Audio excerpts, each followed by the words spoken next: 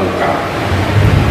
Ya, kemarin saya dengan Ibu Ketua Bayangkari mengikuti sidang BP4L, dan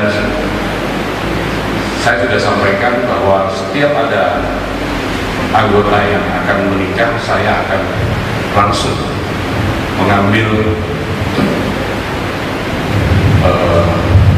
sebagai ketua sidang bersama dengan Ibu Ketua Bayangkari. Ada suatu hal yang menarik di lingkungan Bayangkari, di mana sebelum penandatanganan fakta integritas diminta untuk berdiri dan membuka masker.